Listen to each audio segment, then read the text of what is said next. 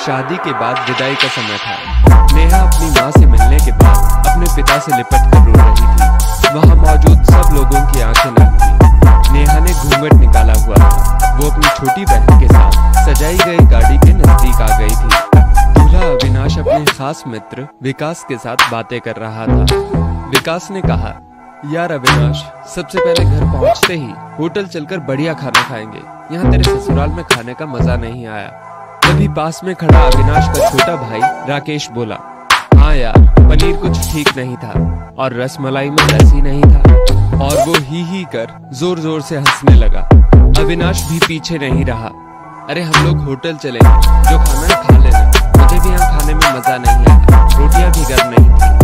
अपने पति के मुंह से ये शब्द सुनते ही नेहा, जो घूंघट में गाड़ी में बैठने ही जा रही थी, वापस मुड़ी। गाड़ी के दरवाजे को जोर से बंद किया और घूंघट हटाकर अपने पापा के पास पहुंची। अपने पापा का हाथ अपने हाथ में लिया और बोली, मैं ससुराल नहीं जा रही हूँ पिताजी, मुझे ये शादी मंजूर नहीं। ये शब्द उसने इतनी जोर से कहे कि सब लोग हक्के बक्के रह गए। सब नजदीक आ गए। नेहा के ससुराल वालों पर तो जैसे पहाड़ टूट पड़ा। मामला क्या था, ये किसी की समझ में नहीं आ रहा था। तभी नेहा के ससुर राधे श्याम जी ने आगे बढ़कर नेहा से पूछा, लेकिन बात क्या है बहू? शादी हो गई है, विदाई का समय है, अचानक क्या हुआ कि तुम शादी को नामंजूर कर रही हो? अविनाश को तो मानो दुनिया उजड़ने जा रही थी। वो भी नेहा के पास आ गया, अविनाश के दोस्त भी। सब लोग जानना चाहते थे कि आखिर ऐन वक्त पर क्या हुआ कि दुल्हन ससुराल जाने से मना कर रही है। नेहा ने अपने पिता दयाशंकर जी का हाथ पकड़ रखा था। नेहा ने अपने ससुर से कहा, बाबूजी, मेरे माता पिता ने अपने सपनों को मारकर हम बहनों को पढ़ाया, लिखाया, व काबिल बनाया है। आप जानते हैं एक बाप के लिए बेटी क्या मायने रखती है? आप व आपका बेटा नहीं जान सकते, क्योंकि आपकी कोई बेटी नहीं है। नेहा रोती हुई बोले जा रही थी, आप जानते हैं मेरी शादी के लिए व शादी में बारातियों की आवाभगत में कोई कमी न रह जाए, इसलिए मेरे पिताजी पिछले 1 साल से रात को 2 से 3 बजे तक जाग कर मेरी माँ के साथ योजना बनाते थे। खाने में क्या बनेगा, रसोइया कौन होगा।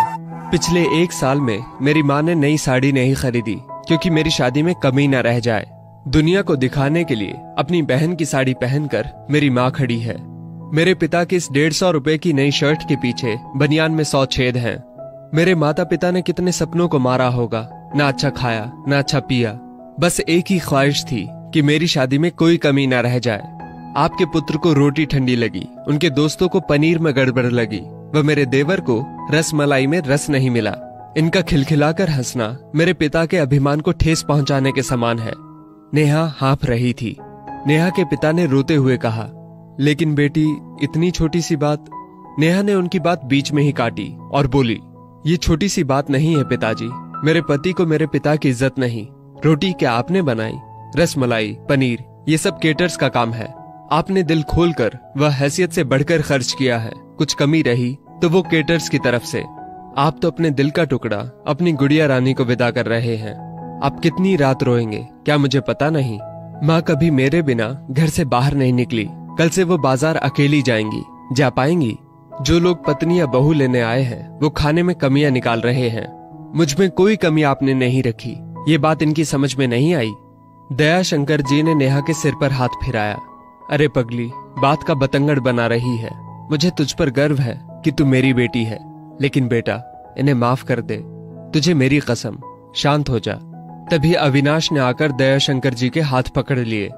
मुझे माफ कर दीजिए बाबूजी, मुझसे गलती हो गई। मैं उसका गला बैठ गया था, रो पड़ा था वो। तभी राधे श्याम जी ने आगे बढ़कर नेहा के सिर पर हाथ रखा। मैं तो बहू लेने आया था, लेकिन ईश्वर बहुत कृपालु है। उसने मुझे बेटी दे दी, वह बेटी की अहमियत भी समझा दी।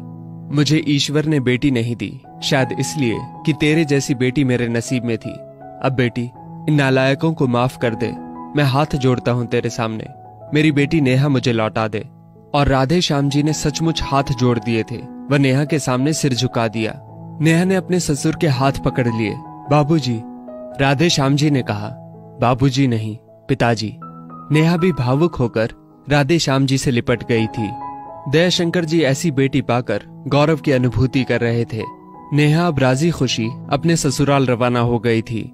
पीछे छोड़ गई थी आंसुओं से भीगी अपने माँ पिताजी की आंखें, अपने पिता का वो आंगन जिस पर कल तक वो चहकती थी, आज से इस आंगन की चिड़िया उड़ गई थी किसी दूर प्रदेश में और किसी पेड़ पर अपना घरौंदा बनाएगी।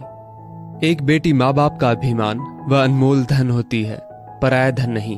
कभी हम शादी में जाएं तो ध्यान रखें कि पनीर की सब्जी बनाने में एक पिता ने कितना कुछ खोया होगा व कितना खोएगा। अपना आंगन उजाड़कर दूसरे के आंगन को महकाना कोई छोटी बात नहीं। बेटी की शादी में बनने वाले पनीर, रोटी या रसमलाई पकने में उतना समय लगता है जितनी लड़की की उम्र होती है।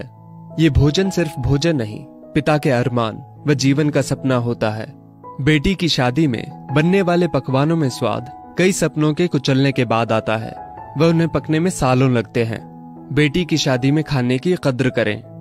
दोस्तों, इस वीडियो को लेकर आपकी क्या राय है, नीचे कमेंट करके जरूर बताइएगा। और अगर आपको ये वीडियो अच्छी लगी हो तो इस वीडियो को लाइक करिएगा, शेयर करिएगा ज्यादा से ज्यादा लोगों तक। और ऐसी ही और भी इंस्पिरेशनल वीडियोस के लिए सब्सक्राइब करें हमारे YouTube चैनल को और Facebook पर फॉलो करें हमारे पेज को। धन्यवाद।